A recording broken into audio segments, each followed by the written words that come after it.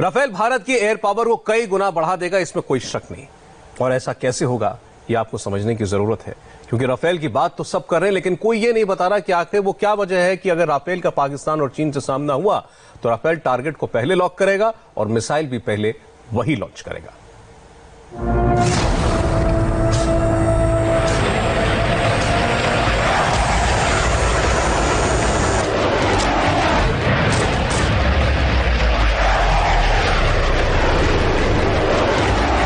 Rafale को लेकर सबसे बड़ा और सबसे अहम सवाल, जिस सवाल का आपको जवाब सिर्फ यही मिलेगा।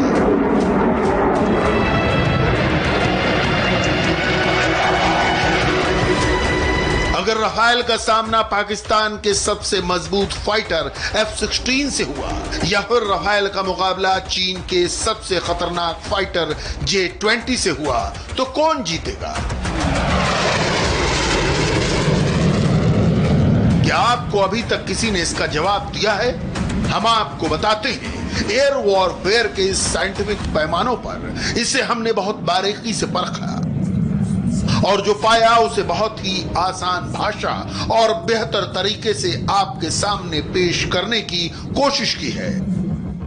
एयर कॉम्बैट यानी हवाई युद्ध का सबसे बुनियादी सिद्धांत यह है कि आसमान में जो अपने दुश्मन को पहले देखता है और उस पर पहले वार करता है, जीत उसी की होती है। पहले देखिए राफेल के मुकाबले पाकिस्तान के कौन से फाइटर जेट हैं।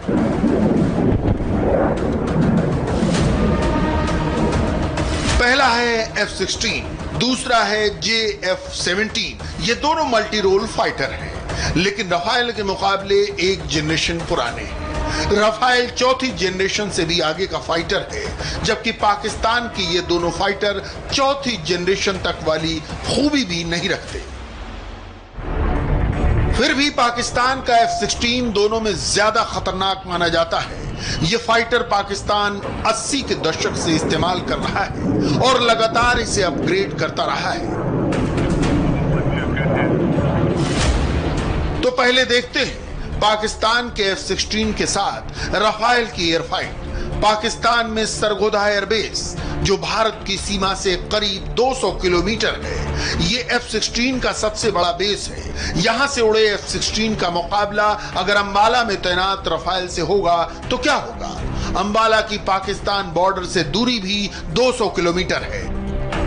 ऐसे में जब दोनों फाइटर जेट के बीच एनकाउंटर होगा तो क्या होगा? अब आगे की इक्वेशन बहुत गौर से देखिएगा। F-16 और राफेल आसमान में आमने सामने होंगे। मान लीजिए दोनों के बीच करीब 200 किलोमीटर की दूरी होगी। अब ऐसे में राफेल और F-16 की ऐसी कौन सी चीजें हैं जो इस जंग का फैसला करेंगी?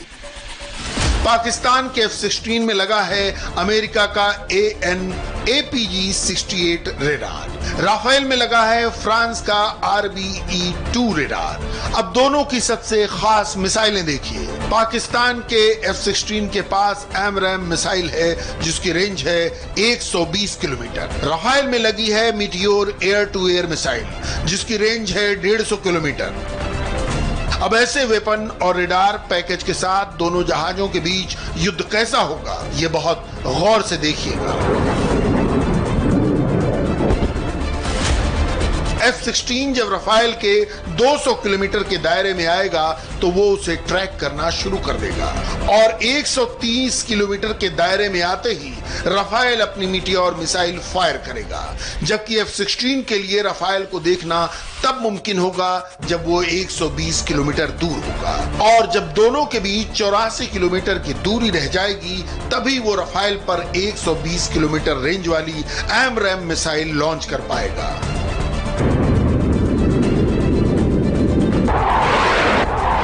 ऐसे में आप अंदाजा लगा सकते हैं कि राफेल F-16 को पहले ट्रैक करने के साथ ही उसे खत्म कर देगा और अपना रूट बदलते हुए F-16 के रेंज से बाहर निकल जाएगा। आसमानी जंग पूरी तरह मिसाइलों के रेंज और दुश्मन के विमान की ट्रैकिंग पर निर्भर करती है। इसीलिए राफेल का वेपन पैकेज पाकिस्तान पर भारी है। चीन के साथ क्या इक्वेशन होगी वो भी आगे बताएंगे।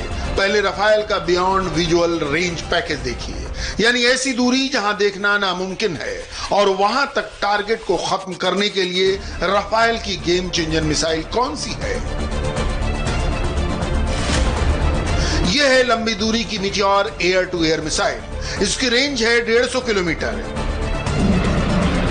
यानी इस दायरे में उड़ रहे चीन या पाकिस्तान के विमान रफाल के करीब आते ही मारे जाएंगे। इसकी पूरी गारंटी है क्योंकि मीटियोर दुनिया की सबसे खतरनाक बियॉन्ड विजुअल रेंज मिसाइल मानी जाती है। लेकिन मीटियोर अकेली रफाल की एयर टू एयर मिसाइल नहीं होगी।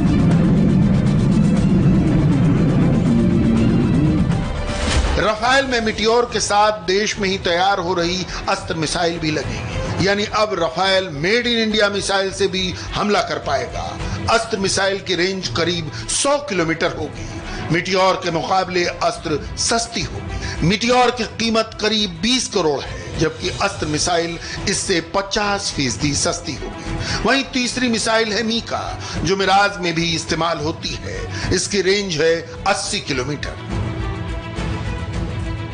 अब देखिए चीन के साथ क्या इक्वेशन है। चीन के कौन से जहाज हैं जिनका मुकाबला रफाल से हो सकता है, और हम देखेंगे कि चीन का सबसे खतरनाक फाइटर कौन है जिसके मुकाबले रफाल को परखना जरूरी है। ये है J-10, J-11, J-8, J-7। ये सभी विमान रफाल के मुकाबले कमजोर माने जाते हैं।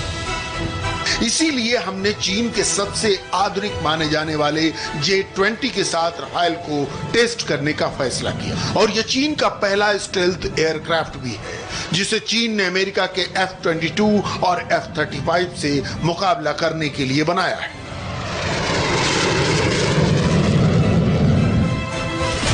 J-20 को चीन 5वीं पीढ़ी का फाइटर बोलता है, लेकिन इसमें लगे सिस्टम इसे हद से हद 4थी पीढ़ी का विमान बताते हैं। इसमें 3री पीढ़ी का इंजन लगा है। ऐसा ही इंजन भारत के सुखोई विमान में भी है। चीन के J-20 के पीछे रूस का सुखोई 35 फाइटर जेट भी है। चीन ने पिछले कुछ सालों में रूस से सुखोई 35 विमान खरीदे और इसके इंजन भी लिए हैं। इन्हीं इंजन और उनके सिस्टम का इस्तेमाल वो J-20 में भी कर रहा है। तो ये तमाम वो वजह हैं जो राफेल को खास बनाती हैं और चीन और पाकिस्तान के विमानों को साबित करती हैं राफेल से कमतर। एक छोटे से ब्रेक का वक्त है, चल लौटेंगे।